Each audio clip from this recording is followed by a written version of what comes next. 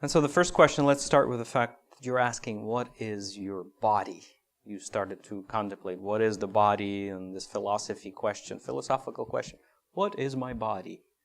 Right? And the philosophers in their infinite wisdom came up with all kinds of things. Well, there's the metaphysical body, then there's this body, then there's body, and they all have like a bunch of bodies running around, and they're all confused. From the very early childhood, any sane person who has any reason inside of them, they know what their bodies are. It is this flesh, it's bone, it's meat, it's blood, mostly made out of water, has its desires, likes it to be warm, sometimes likes it to be cool, likes specific food, doesn't like specific food. Your body is this, your flesh, meat and bone and water. That's your body. So figuring out what your body is, the entire church, would be a little bit foolish. I think everyone understands what the body is. And so most people believe that sin lives inside the body. Of course it's true. Sin lives inside the body. Do people walk around inside their bodies? Or outside of their bodies? Of course they're walking. We all walk around with this body, in this flesh, with these legs. Those of you who have legs, that's all of you. This body contains the spirit that's inside of you, right? You're walking around, you are in the body, right? And whatever's in you, the body kind of tags along with it, doesn't it? It's not in your metaphysical body, like some people, philosophers, think, oh, it's somewhere this theoretical body. Now they have a better one. There's multiple dimensions. There's a parallel universe, and over there in that universe, I'm perfect. In this universe, I'm not. Awesome. You can't prove it, you can't deny it. It's such nonsense. It's not scriptural at all. Sin lives inside the body, and people believed that way for thousands of years. And no one, with the exception of a few, but no one really studied or figured out where exactly is it. And they couldn't. It was a secret. It was a mystery that was only finally revealed by Jesus Christ. When He came, He didn't say that sin is not inside the body. He didn't say that. He didn't say, oh, never mind, it's not inside the body, it's in this egg over here. Just right there. Oh no, even better, it's in the animals. He didn't say that. He didn't reject the concept that it's in the body. He just said it's deeper. You have to dig deeper. You have to understand this question a lot deeper than this shallow, oh, it's in the body and that's it. Your body is a big place. Inside your body, you've got a soul. Inside your body, you have a spirit. And Christ came and said, yeah, it's inside the body, but it's deeper. It's inside your heart. Because He said that from within, from the heart, come evil thoughts, desires, and all the things that are not righteous. Is the heart in your body? Yes, of course it is, right? The body is nothing more than just a vessel made out of dirt, out of the ground, and water, clay. That's exactly what our bodies are, this flesh. Inside the flesh, inside the meat, inside the bone itself, the meat and the bone itself and the water is neither sinful nor righteous. It's just earth and water mixed together. It's taken out of the earth and it will return into earth. But inside of this vessel is a spiritual being. Your soul is not earth and water. Your soul is a spiritual thing. It came out of God's breath. It is eternal. It's not made out of the elements and the known table of elements, the periodic table. That's not what makes up your soul. Your body, yes. It's dirt and water. So you have to understand that the actual meat and bone and water inside of you is neither sinful nor righteous, except that what is inside of it, spiritually. What spirit is inside that vessel? It is just like a vessel that is earthly. If I take a vessel and I put water in here, the bottle itself still remains the same bottle. It may just be dirty if it's dirty water. Or if I put something really nasty in here, some acid or liquid, right? Some liquid that's acidic or what have you. It can actually destroy the bottle from within. The same thing with a person. It's what's inside of their hearts, the spirit inside the hearts. Then the body itself, of course, reacts to it. Just like the vessel will react to a really bad chemical. It will be destroyed. Or it will stink. Or it will be pleasant. And you will want to drink out of it. That is our flesh. Our body is the same way. It's the contents that are within that matter.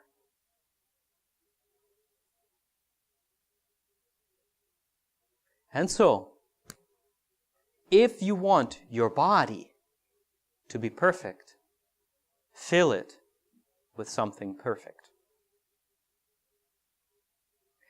And if the people say, well, it's my body that's not perfect, and they start painting this thing around, putting nice wrappers around it, aka clothes, right? Painting it, aka makeup. Whatever, right? I can put this in a really pretty place too, right? Does the inside change? Will God, if it's filled with filth, no matter where you place it, or how you dress it, or how you paint it, it will still be unpleasant for you, wouldn't it? And you'll look at it and say, yeah, I still don't want anything to do with it. But wait a minute, I'll put it in a really pretty car. No, I'll put it on stage. And I'll make it look really, really pretty. Do you still want something to do with it? No, right? The surroundings don't change the contents of inside. The vessel itself, can it change its own contents on its own? If this vessel is filled with sewage, can it change itself? I will fill it with sewer right now, and I will put it over here. Time will go by, years will go by, you come back, you can do an experiment. Hey, do this at home. Fill it with a sewer, put it somewhere, and say, okay, bottle, change yourself. Put it down. Will it change itself? If it's changed, if you come back and it's suddenly changed, you automatically know somebody had been in here. Somebody took my precious content and got rid of it. Right? You know that there was an outsider that came in and had something to do with it. The same thing is with the people. If a person is filled with evil, death, lies, and all of us were from the very childhood, because through Adam we have all inherited that precious inheritance of sewer, death.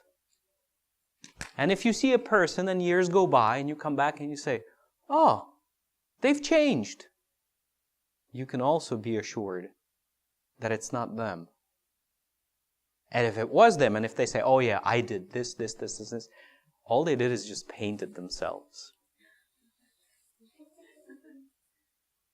Only an outsider, only God from the outside, only Christ from the outside can take a person, wash them, and fill them with something that is good for eternity. Just like you're not surprised to see a bottle that's filled with something, to always be filled with that something else.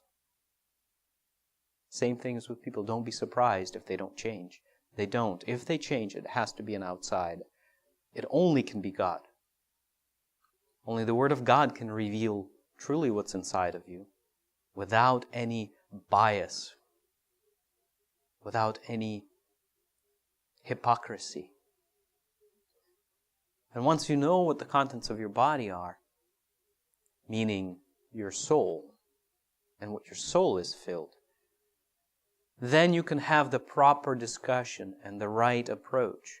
If you're constantly battling with your flesh, with your body, it's a losing proposition. You will lose. Because you're fighting the wrong enemy. Your body is not your enemy. It's a gift to you from God. He gave it to you for rent, roughly 80 years.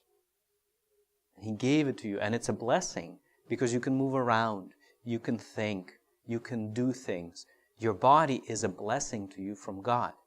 It's not a sin, the body itself. Now that body carries sin, and sin is always spiritual. It's not meat and bones and flesh. It is a spiritual phenomenon. And so if you're fighting your own flesh, your own body, thinking this physical body is your enemy, you are so deceived, and Satan is having a happy time because you are wasting your time to getting at the root of the problem, and you're wasting it fighting things that aren't your enemy. And you're going to wear out, and that's his game. He's going to wear you out because you will constantly try to correct your body, but it'll always do what it does. Because that's not the root. It's a game of deception. It's a war of deception. Satan is not a fair player. He doesn't have any, accords that he's following or agreements. He's not that type of guy. His war is unfair, and that's why he always wins. It's a war of deception and cruel deception. And so if you are fighting your own body, you are deceived by Satan, thinking that your flesh is your enemy. Stop fighting that war. Your body to you is a gift. But it's what's inside your body that you need to change. And change the contents of your body. Contents of the vessel. Change the spirit that's inside of it. And then your body will be permeated with that new spiritual liquid. It's called spirit. Just like clay easily gets permeated with what's filled in it, our bodies are clay. If you fill it with God, it will be permeated, and your body will radiate with life. Christ wasn't walking around and saying, "Oh, my flesh drags me down." He was pleasant to be around physically. People physically touched his body and got healed. If his body was sinful, that would never have happened. Peter, Paul, all the disciples, same thing. Because they also took that spirit inside them. Same thing with all the Christians who truly take the right contents, which is the true, pure Word of God. You fill your heart with only the truth, and your body will radiate with life and healing and love. So the answer is, if you want to change your nature, if you want to change your body, your physical body even, change your inside. Change what you believe in. What you believe in is a spiritual thing. The word that you believe, or information, or idea that you believe, that is a spirit. If you believe in that, that spirit is inside of you, and no matter how much you fight or not, that will permeate your being. Throw away everything that you believe that is not according to the Scriptures. Clean your heart. How? By stop believing all the teachings that you have heard from your parents, from school, from your friends, from the people you're surrounded with. Stop believing this thing. Look at yourself. What kind of things do you believe? What kind of things do you agree with? And throw all that out and say, I no longer want to believe anything unless it's from the Bible, unless it's the pure Word of God. And it's not the interpretation of the Bible by some person, but Christ Himself. The pure teaching of God is a spirit. If you start believing that, it will begin to change you from within, not from the outside. Your hair color won't change, and your weight will remain the same. But it will begin with your conscience. It will begin with your soul. And it will change them, and it also will change your body because it will be permeated. Just like the vessel that gets permeated. The clay vessels easily get permeated with the fluid that's inside of them. A person is the same way because we are also clay, and our flesh is also clay.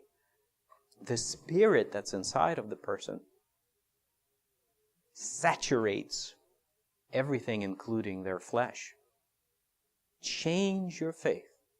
You need to change your faith. That is the answer.